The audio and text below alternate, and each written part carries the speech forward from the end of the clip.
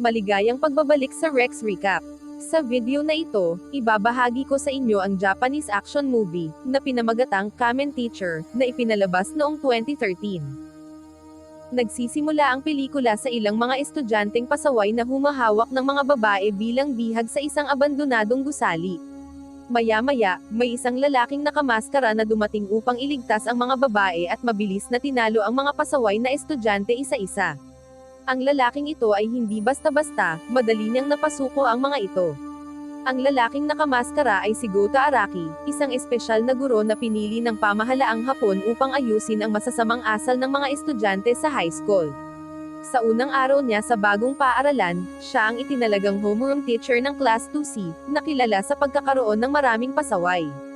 Binalaan siya ni Miki Ikimura, isa ring guro, na mag-ingat sa mga estudyante ng 2C. Ngunit sa halip na matakot, mas lalo pang na-excite si Gotes sa kanyang trabaho, bagay na ikinagulat ni Miki. Pagpasok ni Gotes sa klase, nakita niya na totoo nga ang masamang reputasyon ng mga estudyante. Gayunpaman, hindi siya natakot. Masigla siyang nagpakilala at sinubukang kunin ang atensyon ng mga estudyante sa pamamagitan ng pamimigay ng introduction forms. Walang sino man ang nakinig, hanggang sa biglang nagbago ang sitwasyon. Habang sinusubukan ni Gote na ibigay ang form sa isang estudyanteng nakasuot ng itim na sando, sinuntok siya nito sa tiyan. Ang pangalan ng estudyante ay Kotaro, at hindi niya gusto ang masigasig na ugali ni Goto.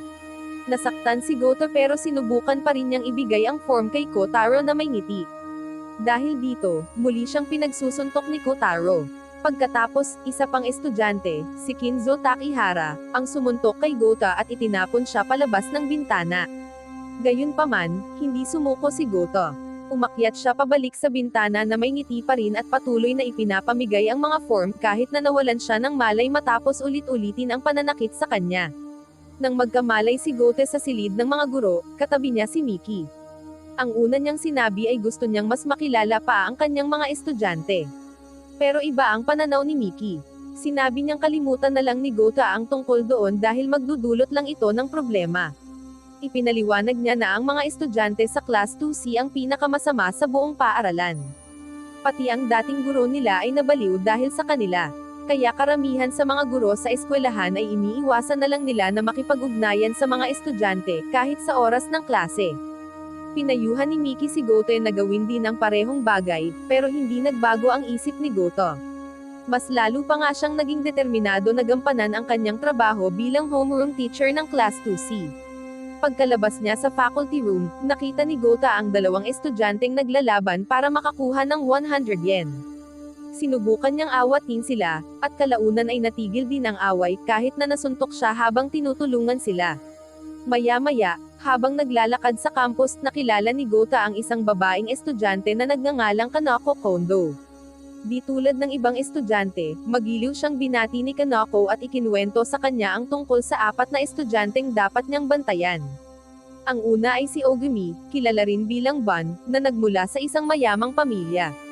Ang pangalawa ay si Kotaro, tinatawag na madman dahil sa kanyang masamang ugali. Ang pangatlo ay si Ryota, tinatawag na Iceman dahil hindi niya ipinapakita ang kanyang emosyon. Ang ikaapat ay si Shishimaru, o Shadowman, na mahusay sa pagmamanipula ng mga tao. Kilala ang apat bilang M4. Ngunit may isa pang estudyante na mas malakas kaysa sa kanila, si Kinzo Takihara, ang pinakamalakas na estudyante sa buong paaralan. Ayon kay Kanako, si Ban ang pinakamahina sa M4. Naging bahagi lang siya ng grupo dahil sa kanyang kayamanan. Sa pamamagitan ng pera niya, madali niyang nakokontrol ang mga tao, lalo na ang mga kaibigan. Halimbawa, ang dalawang estudyanteng nag-aaway kanina ay magkaibigan pala pero pinaglaban sila ni Ban kapalit ng pera. Nang marinig ito, pinuntahan ni Goto si Ban at hiniling na itigil na niya ang paggamit ng pera upang sirain ang pagkakaibigan. Ngunit hindi pinansin ni Ban ang kanyang payo at sinabing nasisiyahan siyang makita ang mga magkaibigan na nag-aaway dahil sa kanyang pera. Pagkasabi nito, lumayo si Ban, na halatang naiilang sa presensya ni Goto. Kinagabihan, bumisita si Gote sa isang kafe na pag-aari ni Tobi Kobayashi, ang ama ng babaeng iniligtas ni Gote sa simula ng pelikula. Ikinuwento ni Gota kay Tobi ang tungkol sa kanyang bagong trabaho at kung paano siya hindi makagawa ng pagbabago. Para pasayahin siya, ibinigay ni Toby kay Gota ang isang motor na matagal na niyang inaayos sa pag-asang ma-inspire si Gota. Kinabukasan, ikinwento ni Kanako kay Gota ang tungkol sa isang paligsahan ng laban na inorganisa ni Ban. Ang mananalo ay makakatanggap ng 1,000,000 yen. Sa tingin ni Gota, isa itong napakasamang ideya. Agad siyang pumunta sa silid-aklatan ng paaralan kung saan mayroon siyang isang lihim na silid. Doon, kinuha niya ang kanyang espesyal na kasuotan at maskara. Pagkatapos, sumakay siya sa bago niyang motor papunta sa lugar ng paligsahan upang pigilan ang kalokohan ni Ban. Tinalo ni Gota ang lahat ng kalahok at idineklara ang sarili bilang isang math teacher, o Keimon teacher, sa harap ng lahat ng estudyante. Ang Keimon teacher ay isang programa ng pamahalaang Hapon para ireporma ang mga pasaway na estudyante, at bahagi ng programang ito si Gota. Kinabukasan, ikinwento ni Ban sa kanyang mga kaibigan ang tungkol sa math teacher. Galit na inutusan siya ni Kotaro na alamin kung sino ang math teacher o kung hindi ay palalayasin siya sa kanilang grupo. Samantala, sinubukang alamin ni Gota ang impormasyon tungkol kay Ban mula sa dating guro sa homeroom na si Ayumi Honda, ngunit umiwas si Ayumi sa kanyang mga tanong at lumayo. Dahil naaawa si Miki kay Gota, ipinaliwanag niya kung bakit walang pakialam si Ayumi. Sabi niya, minsan nang nagkaroon si Ayumi ng estudyanteng nagtangkang kitilin ang sariling buhay dahil sa pambubuli. Labis na na-trauma si Ayumi kaya't tumigil na siya sa pagiging homeroom teacher. Ang estudyanteng nagtangkang magpakamatay, si Satoshi Aimi, ay kaibigan ni Ban. Ngayon, mas naunawaan na ni Gota si Ban at nagpasya siyang tulungan ito. Mabilis niyang natagpuan si Satoshi, na ngayoy paralisado at nasa wheelchair sa isang parke. Lumipat ang eksena kay Ban na humihingi ng payo kay Sesshomaru. Nagmungkahi si Sesshomaru ng plano para mahuli ang math teacher, dapat siyang mag-organisa ng isa pang paligsahan ng labanan na may premyong 5,000,000 yen. Kinabukasan, muling nagtipon ang mga pasaway na estudyante para sa laban. Umepekto ang plano ni Sesshomaru, at dumating si Gota na nakamaskara upang pigilan sila. Nakipaglaban si Gota sa lahat ng kalahok nang hindi sila sinasaktan ng seryoso. Naging seryoso lang siya nang harapin na ang dalawang bayaran na tauhan ni Ban. Pagkatapos niyang talunin ang mga ito, nagsitakbuhan ang ibang estudyante sa takot. Laking gulat ni Ban nang dumating si Gota na kasama si Satoshi, na tumulong kay Ban upang maunawaan ang kanyang pagkakamali. Kinabukasan, galit na galit si Kotaro kay Ban dahil nabigo siyang talunin ang math teacher. Habang binubugbog ni Kotaro si Ban, biglang nakialam si Kigo Kusanagi at inakusahan si Kotaro na natatakot sa math teacher. Umepekto ang panunukso, at nangakong tatalunan ni Kotaro ang math teacher. Umabot kay Sesshomaru ang plano ni Kotaro, at agad niya itong ibinalita kay Kinzo. Nag-aalala si Sesshomaru na kung matalo ni Kotaro ang math teacher, baka si Kinzo naman ang isusunod nito. Sa parehong oras, nagsimulang manggulo sa paaralan ang mga alagad ni Kotaro habang hinahanap ang math teacher. Napilitan si Gota na muling isuot ang kanyang maskara at inakay palayo ang mga tauhan ni Kotaro mula sa paaralan upang labanan sila. Ginamit ni Gota ang kakaiba niyang estilo ng pakikipaglaban, ang pagpigil sa kanila nang hindi sila sinasaktan, at siya ay nagtagumpay. Dahil natalo ang kanyang mga tauhan, binugbog sila ni Kotaro at nag-utos na hanapin at talunin ang math teacher. Dahil sa sobrang kalupitan ni Kotaro, may ilan sa kanyang mga tauhan ang nagplano ng pabagsakin siya. Kinabukasan, nang harapin siya ng mga ito, nilabanan sila ni Kotaro nang walang anumang salita. Habang abala si Kotaro sa pambubugbog, dumating si Kinzo at pinuna ang kanyang kalupitan. Nang marinig ni Kotaro ang boses ni Kinzo, huminto siya, ngunit agad namang pinuntirya si Kinzo. Bago pa man magsimula ang laban nila, dumating si Gota at pinatigil si Kotaro. Gayunman, hindi pa rin sumuko si Kotaro. Kasama ang dalawa niyang tapat na tauhan, dinala nila si Miki sa school field upang gamitin siya bilang hostage para sumuko ang math teacher. Gaya ng inaasahan, dumating ang math teacher pagkalipas ng ilang sandali. Inutusan ni Kotaro ang dalawa niyang tauhan na labanan ang math teacher, ngunit hindi nila ito makakaya at agad umatras. Sa huli, si Kotaro na mismo ang lumaban. Kahit may taglay siyang galing at lakas, hindi siya nakatama kahit isang suntok. Madaling hinarang ng math teacher ang lahat ng kanyang atake hanggang sa mapagod siya.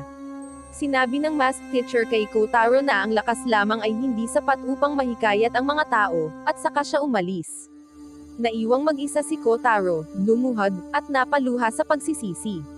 Matapos matagumpay na malampasan ni Nagota ang problema kina Bon at Kotaro, hindi pa rin natatapos ang lahat dahil nagsimula ng maghinala si Kigo sa kanya.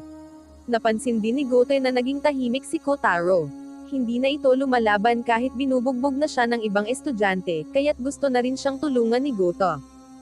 Gayunman, iminungkahi ni Toby na hayaan ni Goto si Kotaro na tulungan ang sarili nito upang makabawi. Paalala ni Toby kay Goto na matagal na siyang tumutulong kay Kotaro. Samantala, nakita ni Miki si Ryete na ninanakawan ang dalawang tao gamit ang stun bat. Bago pa man siya makapagsalita, tinatakot siya ni Ryete na papatayin siya kung magsusumbong siya sa kahit kanino. Ngunit hindi madaling matakot si Miki, isinumbong niya kay Gota ang ginawa ni Ryete. Kinabukasan sa paaralan, ibinahagi rin ni Kanako na mag-isa lang nakatira si Ryete sa isang apartment at nagnanakaw upang mabuhay. Para malaman pa ang tungkol kay Ryete, kinausap ni Gota si Bon.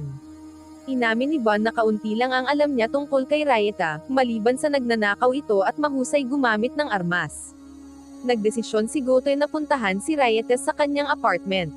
Sinubukan niyang kumbinsihin si Ryete na isauli ang lahat ng ninakaw at pumunta sa pulis, at nangakong sasamahan siya. Sa halip na makinig, inatake siya ni Ryete gamit ang stun baton at iniwang walang kalaban-laban. Napagtanto ni Ryete na nagsumbong si Miki kay Gotoy tungkol sa kanyang mga krimen. Kinabukasan sa paaralan, sinubukan niyang patayin si Miki. Bago niya ito tamaan ng baton, biglang sumugod si Gota at pinabagsak siya. Pagkatapos ay hinarap ni Ryete si Gota, na napagtanto niyang kailangan muna niyang talunin si Gota bago si Miki. Naiintindihan ito ni Gota at humingi ng sandali kay Ryete upang makapaghanda. Nagmadali siyang pumunta sa kanyang lihim na silid upang isuot ang kanyang espesyal na kasuotan at maskara, naghahanda para sa aksyon. Nang makita ang masked teacher, agad umatake si Ryete nang walang pag-aalinlangan. Nagsimula ang laban sa pagitan ni Ryete at Gota kung saan puro iwas at depensa ang ginagawa ni Gota laban sa mga atake ng baton ni Ryete. Patuloy siyang umiilag at nagtatanggol hanggang sa nahanap niya ang pagkakataong sipain ang baton ni Ryete, at nahulog ito sa unang palapag. Ngunit nang tila wala nang kawala si Ryete, bigla siyang bumunot ng stun gun mula sa ilalim ng kanyang jacket at nagulat si Gota pagkatapos ay sinipa siya pababa mula sa ikalawang palapag. Nakaligtas si Gota pero matinding nasugatan. Ginagamot niya ang kanyang mga sugat sa cafe ni Toby, kung saan nababahala si Toby at iminungkahing gumamit minsan si Gota ng dahas sa pagsugpo ng problema. Nag-aalala siya na kung palaging magiging mabait si Gota sa mga estudyante, maaaring mapahamak siya balang araw. Ngunit tinanggihan ni Gota ang ideyang iyon at mas piniling gamitin ang kanyang puso upang baguhin ang mga pasaway na estudyante. Samantala, sa bubong ng paaralan, binubugbog si Kotaro ng isang grupo ng mga estudyante. Ilan sa dati niyang mga tagasunod ay hindi na kayang panoorin siyang binubugbog araw-araw, kaya't nagpa siya silang tumulong at nilabanan ang mga nambubuli. Sa nakita niyang kabutihan ng kanyang mga kaibigan, naantig si Kotaro. Naunawaan niya ang sinabi sa kanya noon ng math teacher. Tumayo siya at lumaban pabalik sa mga nambubuli. Matapos ang matinding labanan, nanalo sina Kotaro at ang kanyang mga kaibigan at nagkaayos sila. Kinagabihan, hindi inaasahang nagkita sina Toby at Ryete sa isang madilim na kalye. Si Ryete, na halatang masama ang loob, ay agad binugbog si Toby gamit ang batuta hanggang sa magdugo ang ulo nito. Bigla na lang lumitaw ang math teacher at sinipa si Ryete ng malakas kaya't bumagsak ito sa lupa at humingi ng tawad. Ngunit umalis ang math teacher na hindi man lang pinansin ang paghingi ng tawad ni Ryete. Maya-maya, isinugod si Toby sa ospital. Agad na nagtungo roon ang kanyang anak na si Siko Kobayashi at si Gota upang silipin ang kanyang kalagayan. Ikinuwento ni Toby kay Gota ang tungkol sa math teacher na bumugbog kay Ryete, bagay na ikinagulat ni Gota dahil hindi talaga siya iyon. Nagpa siya si Gota na kausapin ang punong guro ng paaralan na si Kantaro Sugahara upang alamin kung sino ang isang math teacher. Kinumpirma ni Sugahara na kumuha siya ng 2 math teacher, sa paniniwalang tama ang desisyong ito para sa kaligtasan ng mga guro. Pagkatapos makipag-usap sa punong guro, humiling si Bon kay Gota ng isang pribadong pag-uusap. Isiniwalat ni Bon na natuklasan niya ang nakaraan ni Ryete. Simula pa lamang sa edad na 5, inabuso na siya ng kanyang ama. Umalis ang kanyang ina dahil hindi na niya makakaya ang karahasan, kaya naiwan si Ryota sa piling ng kanyang abusadong ama. Lalong lumala ang pananakit ng ama hanggang sa ireklamo siya ng kanilang mga kapitbahay sa pulisya. Inilagay si Ryota sa isang welfare home dahil wala siyang kamag-anak na maaaring mag-alaga sa kanya. Lumaki siyang walang natanggap na pagmamahal mula sa kanyang mga magulang. Matapos marinig ito kay Ban, ibinahagi ito ni Gota kay Miki. Napagpasyahan ni Miki na maaaring ang walang ekspresyon sa mukha ni Ryota ay dahil sa madilim niyang nakaraan, na naging dahilan upang mawalan siya ng kakayahang magmahal, umiyak, o masaktan. Makalipas ang ilang sandali, ipinaalam ng mga guro kay Goten na may kaguluhan sa kanyang klase, dinukot si Ryota ng dalawang lalaking ninakawan niya noon, at nais nilang maghihiganti. Nang maunawaan ni Goten na kailangan ni Ryota ng tulong, agad siyang tumakbo sa kanyang lihim na silid upang isuot ang kanyang maskara at kasuotan, ngunit naalala niya ang mga sinabi ni Miki. Nagpasya siyang iligtas si Ryota bilang siya mismo, si Gota Araki. Mabilis siyang nagtungo sa lugar kung saan dinala ng mga lalaki si Ryota. Sinubukan ni Goten na protektahan si Ryota habang tinitiis ang mga suntok at sipa. Nang makita ni Ryota na abala ang dalawang lalaki kay Gota, dumampot siya ng sirang bote at binalak na patayin sila. Nakita ito ni Gota at agad niyang nilapitan si Ryota, hinaharangan siya at siya ang nasaksak sa tiyan ng sirang bote. Naguluhan si Ryota sa ginawa ni Gota, ngunit bumubulong si Gota sa kanya, pinapangakong palagi siyang puprotektahan. Sinabi ni Goten na hindi niya hahayaang maging mamamatay tao si Ryota dahil naniniwala siyang may maliwanag itong kinabukasan at hindi dapat manatili sa madilim na nakaraan. Dinala si Gota sa ospital upang gamutin, at sa kabutihang palad ay nakaligtas siya. Gayunman, kinagabihan ay palihim siyang lumabas ng ospital upang hanapin ang dalawang lalaking nambugbog kay Ryota.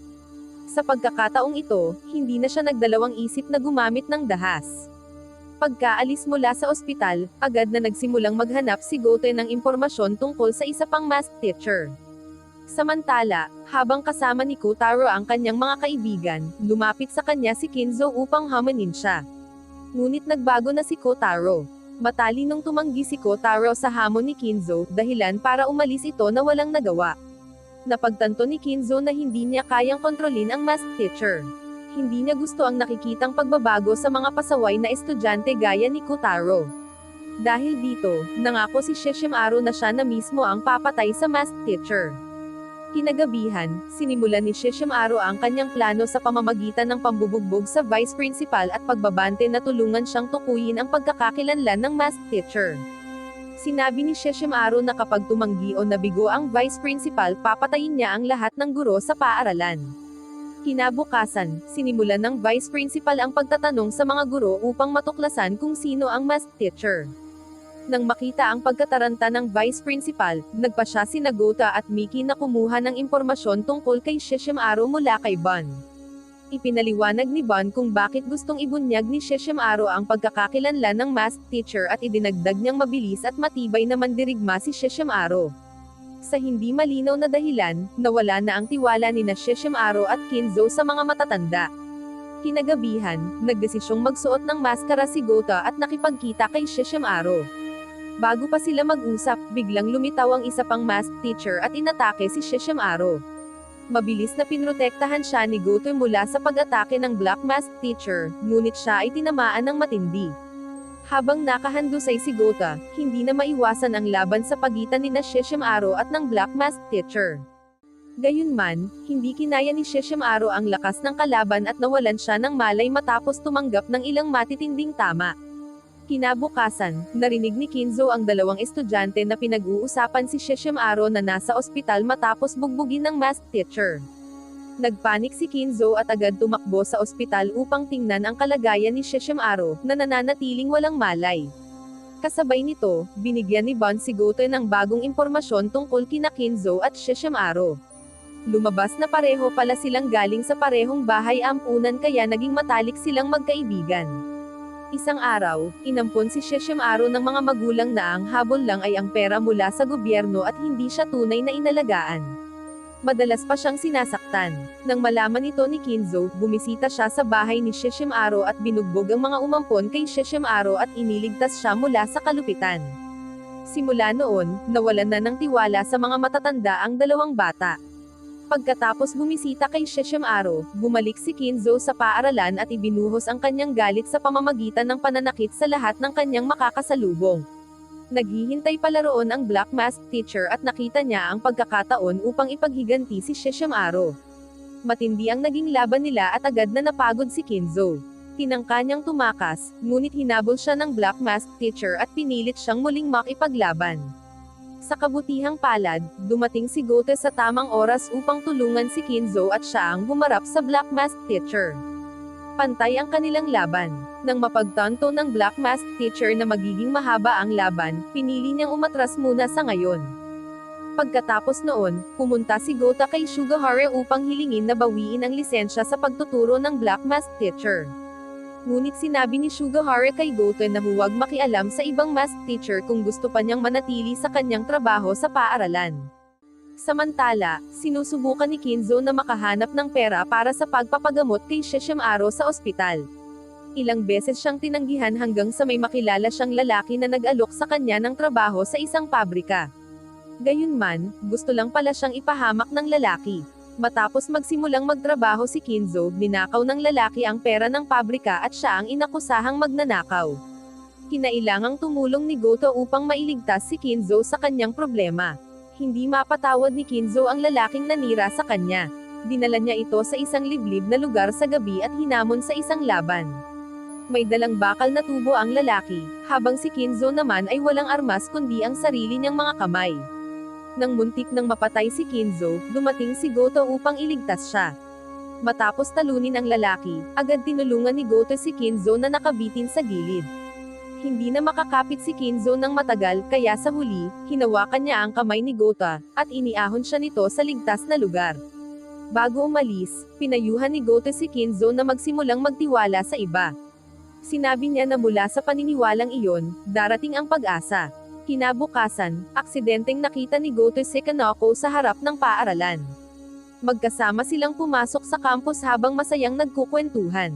Sa kasamaang palad, may mga estudyanteng nakakita sa kanila at hindi natuwa sa pagiging malapit nila.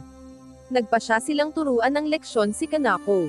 Una, ginulo nila ang mesa ni Kanako kaya nahirapan siyang magsulat ng notes sa klase.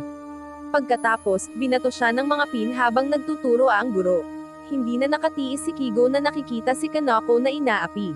Tumayo siya, sinalo ang pin na ibinato sa kanya, at binugbog ang mga nambubuli. Nang tanungin ng guro ang kanyang ginawa, sinakal ni Kigo ang guro. Wala ni isa mang nagtangkang pumipigil pati na si Kinzo. Naging mainit na usapan sa silid ng mga guro ang ginawa ni Kigo.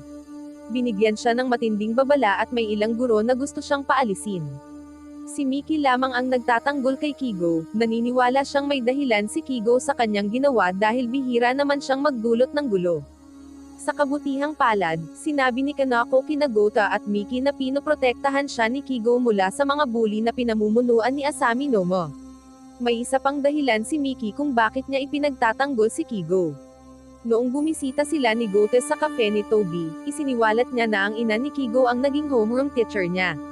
Siya ang naging inspirasyon ni Miki para maging guro. Nakakalungkot, ang ina ni Kigo ay nagpakamatay 5 taon na ang nakalipas dahil sa pagkadismaya sa paghawak ng isang pasaway na estudyante. Sa pag-uwi nila mula sa cafe ni Toby, hindi sinasadyang nakasalubong ni Goto at Miki si Kigo habang nagtatrabaho ito bilang isang gwardya sa isang nightclub. Nagpasya silang hintayin siyang matapos sa trabaho upang maihatid siya pauwi. Pagdating ng tatlo sa apartment ni Kigo, nakita ni Goto at Miki ang nakababatang kapatid ni Kigo na si Yuya na lumalabas ng apartment. Nalaman nilang nagtatrabaho si Kigo bilang gwardya para masuportahan ang sarili at si Yuya. Lumipat ang eksena kina Asami at ang kanyang barkada na masayang nagtatawanan. Tanging si Asami lang ang hindi masaya. Nang tanungin siya ng kanyang mga kaibigan kung anong problema, malamig niyang sinabi sa kanila na paalisin si Kigo sa kanilang paaralan sa kahit anong paraan. Kinabukasan, sinimulan na ni Asami at ng kanyang mga tauhan ang plano. Hinihila ng mga lalaki ni Asami si Kigo papunta sa balkonohe ng paaralan para bugbugin habang si Asami ay nanunood.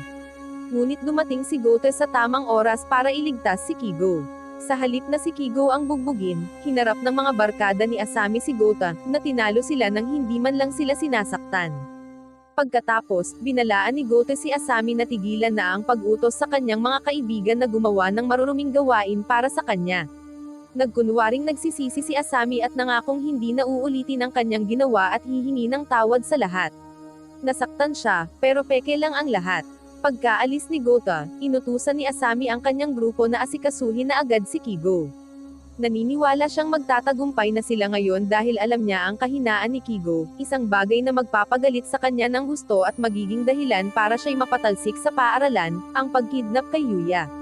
Pagkatapos nito, kinontak ni Asami si Kigo at inutusan siyang atakihin ang guro na naka-duty sa gabi sa paaralan. Napilitan si Kigo na sumunod dahil ayaw niyang masaktan si Yuya. Sa kabutihang palad, hindi siya pinatalsik ng paaralan kundi binigyan lamang ng isa pang babala. Pagkatapos ng klase, nakipagkita sina Gota at Miki kay Bon sa cafe ni Toby para pag-usapan si Kigo. Napansin ni Bon na may kakaiba kay Kigo kamakailan kaya't nagsaliksik siya. Natuklasan niyang kinidnap ng grupo ni Asami ang kapatid ni Kigo at ibinigay niya kay Gota ang address kung saan nakakulong si Yuya. Samantala, nasa paaralan pa rin si Kigo nang makatanggap siya ng tawag mula kay Asami na may bagong utos na sunugin ang kanilang silid-aralan. Hindi nakatutol si Kigo at nagsimulang magbuhos ng gasolina sa loob ng classroom. Biglang dumating si Gota at pinigilan siya. Pumayag si Kigo na tumigil matapos mangakong ililigtas ni Gota si Yuya. Agad na nagpunta si Gota mag-isa sa lugar kung saan nakakulong si Yuya. Ngunit hindi lang siya ang papunta roon. Dumating din ang Black Mask Teacher, na ikinagulat ni na Asami at ng kanyang grupo. Sinabihan niya si Yuya na umalis bago walang awang inatake ang mga tauhan ni Asami. Kailangan siyang pigilan ni Gota, kaya nauwi ito sa isang tunggalian sa pagitan nila. Matapos ang palitan ng suntok, huminto ang Black Mask Teacher at tinanggal ang kanyang maskara. Ibinunyag niya ang kanyang mukha, siya pala si Kigo. Nang makita si Kigo, tinanggal din ni Gota ang kanyang helmet. Sinubukan niyang kumbinsihin si Kigo na hindi karahasan ang tamang paraan para baguhin ang mga tao. Sinabi ni Gota na tiwala at sinseridad ang susi para mabago sina Asami at ang kanyang grupo, ngunit hindi sumang-ayon si Kigo at tinawag na inosente si Gota sa paniniwalang iyon. Sinabihan niya si Gota na huwag makialam at hayaan siyang gawin ito sa sarili niyang paraan. Matapos mailigtas si Yuya, dinalaw ni Kigo ang puntod ng kanyang ina. Sinabi niya sa lapida na napatunayan na niya ang kanyang halaga. Pagkaalis ni Kigo, dumating si Gota at nangakong sa harap ng puntod na babaguhin niya si Kigo para sa kabutihan. Kinabukasan, nakatanggap si Gota ng nakakagulat na balita mula kay Sugahara, formal na siyang tinanggal bilang mask teacher. Hindi nagbigay ng dahilan si Sugahara pero nagpasalamat siya kay Gota sa kanyang serbisyo. Samantala, sa klase ng 2C, may binabalak sina Asami at ang kanyang grupo. Pagkatapos ng klase, niloko nila ang isang may edad na lalaki sa isang love hotel at tinangka siyang e-blackmail. Gayunman, hindi nila inakalang mas tuso pala ang kanilang biktima. Alam niya ang plano nila, kaya't inaresto niya si Asami at ang dalawa pa niyang kaibigan at dinala sila sa isang bakanteng bodega. Sa kabutihang palad, nakita ito ni Kanako at agad siyang nagtungo sa cafe ni Toby upang ipaalam kina Gota at Miki ang kalagayan ni Asami. Kahit hindi naguro si Gota, nagpasya siyang iligtas si Asami. Mabilis siyang nagtungo sa paaralan upang kunin ang kanyang damit at maskara. Naunang dumating si Miki sa bodega at sinubukang makakuha pa ng kaunting oras, umaasang darating na agad ang mask teacher. Sa kabutihang palad, dumating si Gota makalipas lamang ang ilang sandali at binugbog ang mga kidnapper. Ngunit may isa sa mga kidnapper ang tumutok ng kutsilyo sa leeg ni Asami at tinakot si Gota na huwag gumalaw kung gusto niyang manatiling ligtas si Asami. Hindi gumalaw si Gota at tiniis ang marahas na pagpapahirap ng kidnapper. Nang makakita ng pagkakataon, agad sinunggaban ni Miki ang kutsilyo mula sa kidnapper na nakatutok kay Asami. Nailigtas niya si Asami ngunit siya naman ang nasugatan sa proseso. Ang sakripisyo ni Miki ang nagbigay daan kay Gota upang mawala ng malay ang kidnapper. Sa kabila ng matinding sugat, lumabas si Gota mula sa bodega at sinalubong siya ni Kigo, na tahimik na nanonood sa kanya. Habang hinihingal, sinabi ni Gota kay Kigo na poprotektahan niya ang lahat ng kanyang estudyante, kabilang si Kigo, gaano man ito kasakit para sa kanya, dahil iyon ang kanyang misyon. Kinabukasan, nakatanggap si Sugahara ng utos mula sa kanyang nakatataas, si Ekura, na ibalik si Gota bilang isang mask teacher. Samantala, sa Class 2C, nagulat sina Kinzo at Shishimaru sa pagdating ng kanilang dating kaaway na si Tomoe Misaki. Si Tomoe ay dating estudyante at dating miyembro ng M4 bago pinalitan ni Ban. Mukhang mapanganib siya kaya't inatasan ni Sugahara sina Gota at Kigo na bantayan siya ng mabuti. Ilang araw ang lumipas, natagpuan ang mga tauhan ni Kotaro na bogbog at nakagapos sa harap ng paaralan. Inaangkin nilang inatake sila ng math teacher. Pinaghinalaan ni Gota si Kigo at hinarap siya, ngunit itinanggi ito ni Kigo. Nalaman ni Kotaro at Rayeta kung saan binugbog ang kanilang mga kaibigan ng math teacher. Pagpunta nila roon, nadatnan nila ang dalawang math teacher at nauwi silang dalawa na tulad ng kanilang mga kaibigan, walang malay at inilagay sa harap ng paaralan. Sinamantala ni Tomoe ang pagkakataong ito upang udyukan ang ibang mga estudyante na maghihiganti laban sa mga math teacher. Sina Gota at Kigo ay nagsisiyasat kung sino ang dalawang peking math teacher. Ngunit si Ban ang unang nakatuklas ng katotohanan. Ang mga pasimuno ng gulo ay ang Inakami Brothers, sina Ichiro at Jiro. Hindi sila mga estudyante kundi mga nasa wastong edad na at madaling natalo si Kigo. Huli na ang pagdating ni Gota at nadatnan niyang sugatan si Kigo. Dinala niya ito sa ospital. Kinabukasan, lalong lumala ang sitwasyon ng ipagmalaki ni Tomoe na tinalo niya ang math teacher. Habang bumibisita kay Kigo sa ospital, aksidenteng natagpuan ni Miki ang kanyang maskara at damit. Doon niya napagtanto na si Kigo ay isang math teacher. Nagising si Kigo at napagtantong nabunyag na ang kanyang sikreto. Sinubukan siyang pakalmayin ni Miki at sinabing hindi na sayang ang pagkamatay ng kanyang ina. Si Kigo, na dati sinasabing galit siya sa kanyang ina, ay sa wakas umamin na mahal niya ito. Nagsimulang bumuo si Tomoe ng isang malaking grupo sa paaralan upang pabagsakin ang sinumang tumututol sa kanila. Sa panahong ito, inamin ni Kinzo kay Gota na malamang siya ang dahilan kung bakit gumagawa ng masama si Tomoe. Isang taon na ang nakalipas, natalo ni Kinzo si Tomoe sa harap ng mga tagasunod nito, dahilan upang mawalan siya ng kapangyarihan. Pagkatapos noon, ginaya ni Tomoe si Kotaro at ginamit ang karahasan upang kontrolin ang mga tao. Ngunit kalaunan, nag-alsa ang kanyang mga tagasunod laban sa kanya at siya ay bumagsak. Di tulad ni Kotaro, nawalan ng kontrol si Tomoe at napatay niya ang isa sa mga nambubuli sa kanya. Hinala ni Kotaro na inupahan ni Tomoe ang Inakami Brothers para ipagmalaki niyang tinalo niya ang math teacher, para makuha ang suporta ng mga estudyante at mapatalsik si Kinzo, ang kanyang pinakamalaking kaaway. Dahil sa pakiramdam niyang siya ang may kasalanan sa kaguluhan, nagpa siya si Kinzo na harapin si Tomoe at tapusin na ito. Ngunit nakialam si Gota at inalok ang sarili bilang target ng paghihiganti ni Tomoe. Tinanggap ito ni Tomoe at binugbog si Gota. Dahil sa ginawa ni Gota, naantig si Kinzo at isinantabi ang kanyang pride upang humingi ng tawad kay Tomoe. Gayunpaman, tumugon si Tomoe sa pamamagitan ng paulit-ulit na pananakit kay Kinzo.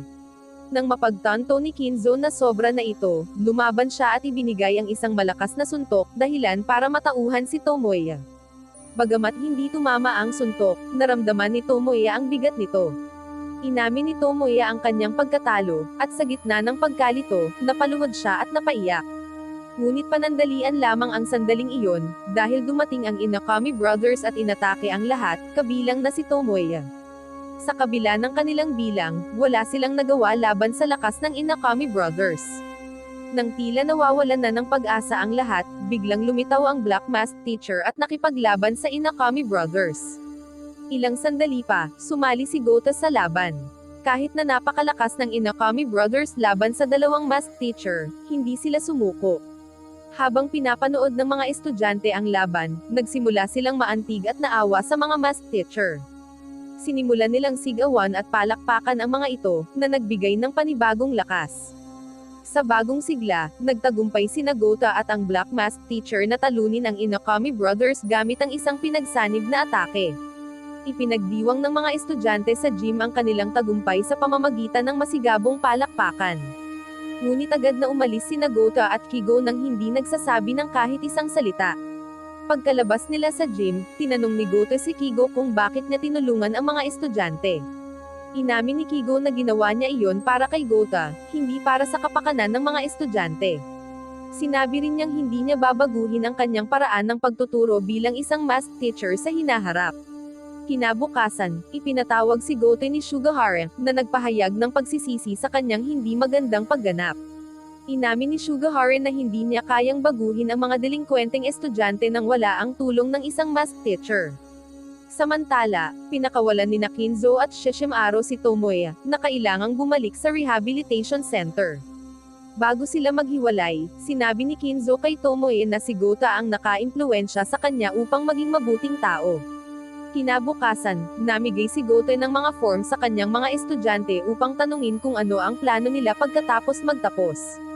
Pumayag si Kinzo na sagutan ito, ngunit ibinalik niya ito kay Gota bago lumabas ng klase. Nang tingnan ni Gota ang form, nakita niyang nais ni Kinzo na kumuha ng lisensya sa pagmamaneho upang maging isang math teacher, at kailangan niya ang tulong ni Gota upang maabot ang kanyang pangarap. Sa pagtatapos ng pelikula, iniulat ni Gota kay Ekura na natapos na niya ang kanyang mga tungkulin sa sarili niyang paraan, matagumpay niyang naibalik ang kapayapaan sa paaralan. Wow naman! Doon nagtatapos ang pelikula mga idolo, salamat sa inyong panonood.